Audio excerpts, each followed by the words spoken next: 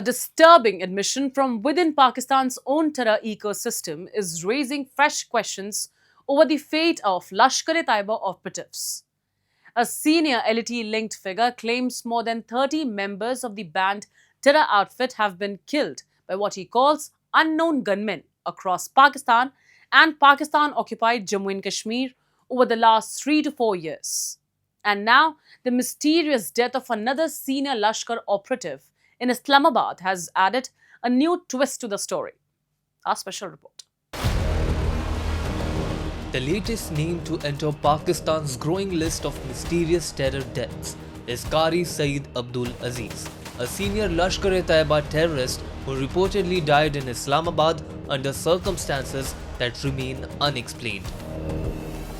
Reports say Aziz had gone to Quba Mosque to offer prayers after eating at an unfamiliar restaurant. But before he could enter the mosque, he reportedly collapsed at the gate. He was later declared dead. Aziz was associated with a Lashkar-e-Taiba terrorist organization reportedly involved in providing assistance to families of terrorists killed during encounters in Jammu and Kashmir. And now, his unexplained death comes amid an extraordinary claim emerging from inside Lashkar itself. किसी को कराची में, किसी को पिंडी में, किसी को रावलाकोट में, किसी को मुजफ्फराबाद में, जुर्म क्या है? The claim comes from Rizwan Hanif, described as a senior Lashkar-e-Taiba terrorist. In a video that has surfaced publicly, Hanif alleges that more than 30 Lashkar terrorists have been killed over the past 3 to 4 years. And unlike attacks on terrorists carried out during conventional security operations, these deaths, according to Hanif, occurred across cities deep inside Pakistan. Peshawar, Karachi, Rawalpindi, and in Pakistan-occupied Jammu and Kashmir, including Muzaffarabad and Rawalakot. Hanif blames Indian intelligence agencies and describes what he portrays as unknown gunmen model. But there is a crucial caveat. The allegation has not been independently established, and there is no public evidence proving who carried out these killings. India has rejected such allegations in previous cases. I think it's very, very important what Rizwan is saying, the Lashkar commander, that 30 of their operatives have been killed in Pakistan by unknown gunmen. I think those who are spreading terror all across not only in India, all across the world, should also taste the terror.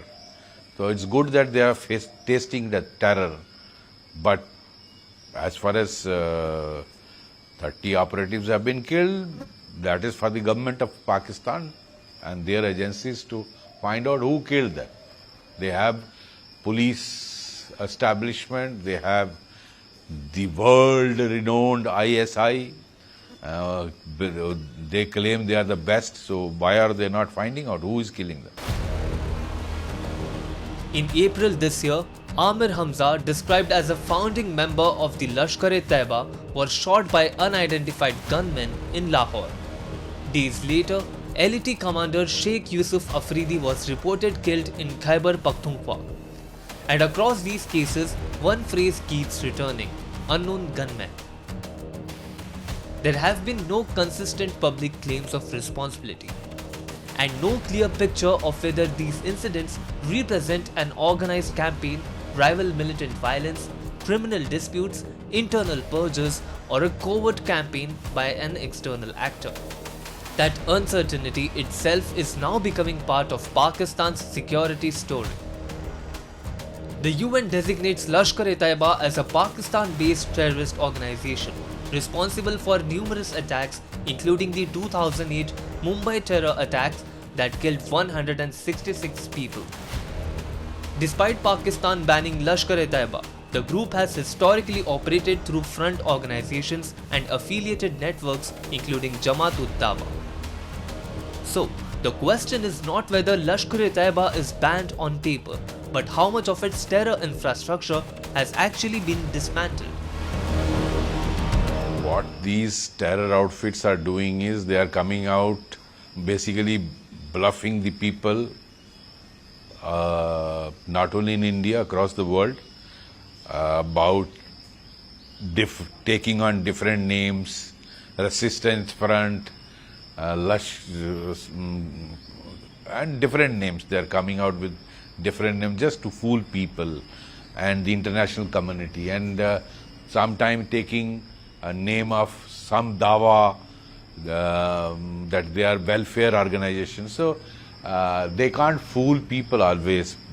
The truth is known.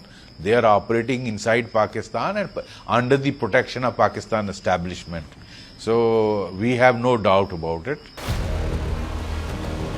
Lashkar-e-Taiba's relevance to India is far from historical. In July, the NIA named Lashkar-e-Taiba chief Hafiz Saeed in a supplementary charge sheet in the Pahalgam terror attack case, accusing him of involvement in the conspiracy. The Pahalgam attack was followed by Operation Sindhu, during which India struck 9 terror infrastructure sites in Pakistan and Pakistan-occupied Jammu and Kashmir, including sites linked to Lashkar-e-Taiba and Jaish-e-Mohammed. Now, as India targets terror infrastructure, Lashkar itself claims that dozens of its terrorists have been eliminated inside Pakistan. The big question now is, who is targeting Pakistan-based terrorists? Rival militant groups, criminal networks, internal factional conflicts, or a foreign intelligence operation? Several possibilities have been suggested, but none has been conclusively established. What is significant is that a senior Lashkar-linked figure himself claims that more than 30 operatives have been killed across Pakistan and POJK. How do we know it is not between the gangs, between the terror outfits, between the rivalry of different groups? Lashkar versus Jaish, Jaish versus others, we don't know. So that is for Pakistan to find out. For years, Pakistan's terror problem has been measured in attacks, casualties and terrorist camps. Now, another number is drawing attention. The number of terror operatives being killed inside Pakistan itself. If the Lashkar claim is accurate, more than 30 members have been eliminated in 3 to 4 years. And until Pakistan answers who is killing them and why such terror networks continue to operate from its soil, the mystery of the unknown gunmen will remain another troubling chapter in Pakistan's terror story.